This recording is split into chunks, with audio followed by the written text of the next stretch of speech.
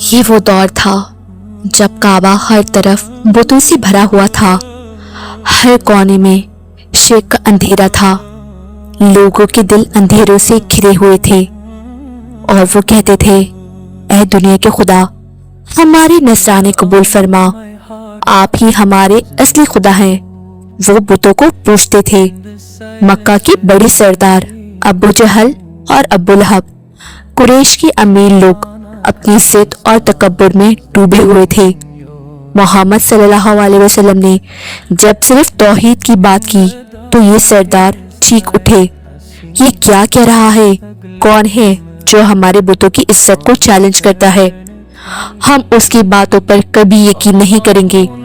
انسان اپنی انا میں پھنسا ہوا تھا، مکہ کا ہر گھر گمراہی میں ڈوبا ہوا تھا، مگر ان سب کے درمیان ایک مخلوق تھی جو نہ قریش کی عزت میں نہ سرداروں کے تکبر میں ڈوبی ہوئی تھی۔ وہ تھی جنات کی ایک جماعت جو صرف حق کی تلاش میں تھی، اور جیسے ہی قرآن کی آواز ان کے کانوں تک پہنچی، ان کی تلاش ختم ہوئی اور ہدایت کا دروازہ ان کے سامنے کھل گیا۔ یہ اس وقت کی بات ہے جب زمین اپنے اندھیروں کی بلند مقام پر تھی۔ اندھیرا صرف رات کا نہیں تھا، لوگوں کے دلوں میں بھی گھنا اندھیرا چھایا ہوا تھا۔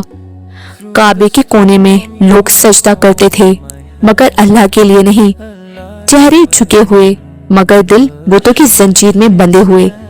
لوگ اپنے ہاتھوں سے بت بناتے پھر انہیں سے دعا کرتے، یہ بت ہی ان کے لیے رزق دیتے، یہی ان کی ہر ضرورت پوری کرتے، یہی ان کے بچوں کے لیے ہر دعا کا جواب دیتے، مگر لوگ بھوک سے بلک رہے تھے۔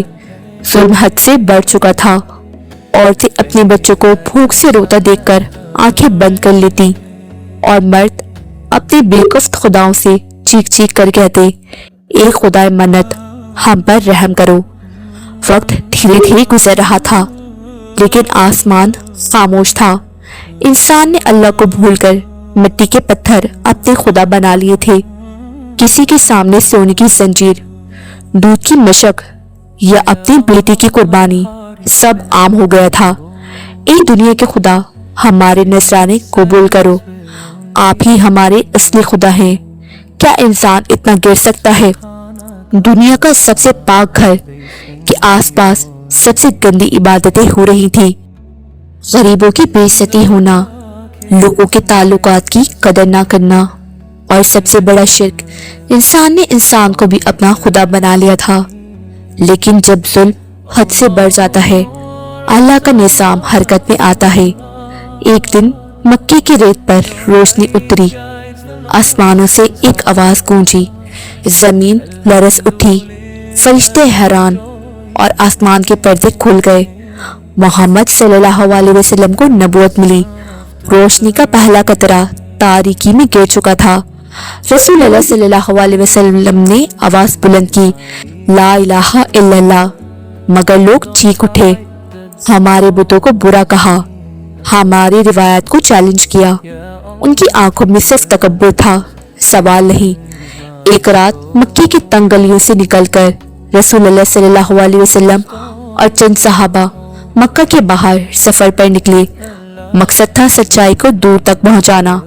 رات ٹھنڈی تھی، ہوا میں عجیب سی خاموشی تھی، دنیا سو رہی تھی لیکن تقدیر بیدار ہو چکی تھی۔ ایک صحابی نے پوچھا، یا رسول اللہ، آج چاند کیوں اتنا روشن ہے؟ رسول اللہ صلی اللہ علیہ وسلم نے مسکراتے ہوئے دیکھا، چاند بھی آج نور سے روشن ہے جو اللہ کا پیغام زمین پر اتر رہا ہے۔ اسی رات ریت کے گہرے صحرا میں وہ مخلوق بھی چل رہی تھی جو انسانوں کی آنکھوں سے چھپی تھی، وہ تھی جنات۔ وہ بھی سچ کی تلاش میں تھے۔ ان کے سوال بس یہ تھے، زمین پر کیا غیر معمولی واقعہ ہو رہا ہے جس کی وجہ سے آسمان کے دروازے بند ہو گئے؟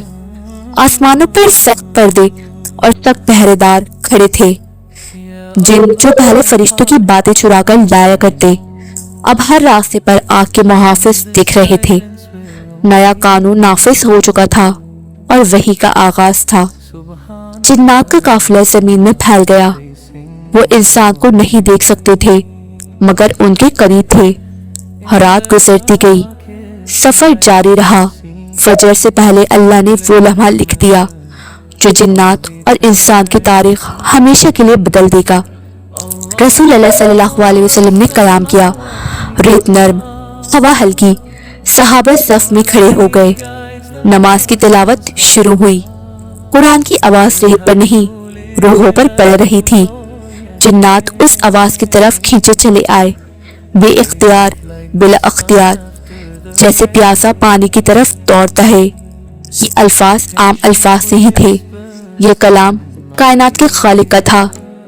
جنات لرز گئے، ان کی دنیا رک گئی، ان کی سانسیں تھم گئی۔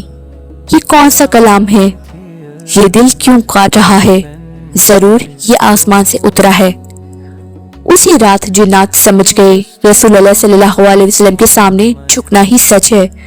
نور کے الفاظ پتھروں کو نرم کر رہے، زنجیروں کو توڑ رہے اور ان کی تاریخ ہمیشہ کے لیے بدل رہے تھے۔ قرآن کی ہر آیت جنات کے دلوں میں داخل ہوئی۔ وہ پیچھے ہٹنا چاہتے تھے مگر ان کے قدم جیسے زمین نے پکڑ لیے۔ ایسی روشنی پھیلی، بار بار انہوں نے محسوس کی۔ تلاوت کے ختم ہونے پر خاموشی نے پوری وادی کو ڈھانپ لیا، سکون بھی، ہلچل بھی، نور بھی، لرزش بھی۔ جنات سمجھ گئے کہ ان کے سوال کا جواب مل چکا ہے۔ آسمان اس لیے بند تھا کیونکہ محمد صلی اللہ علیہ وسلم زمین پر آ چکے تھے۔ چلو جلدی لوٹ چلو، اپنی قوم کو بتاؤ کہ زمین پر کیا اتر چکا ہے۔ جنات فوراً روانہ ہو گئے اور اپنی قوم میں قرآن کی دعوت دینے لگے۔ آج دنیا کے جتنے بھی مسلمان جنات ہیں وہ اسی واقعے کی بدولت مسلمان بنے ہیں۔ تو دوستو، امید کرتی ہوں کہ آپ کو آج کی ویڈیو پسند آئی ہوگی۔ ملتے ہیں نیکسٹ ویڈیو میں، تب تک کے لیے اللہ حافظ۔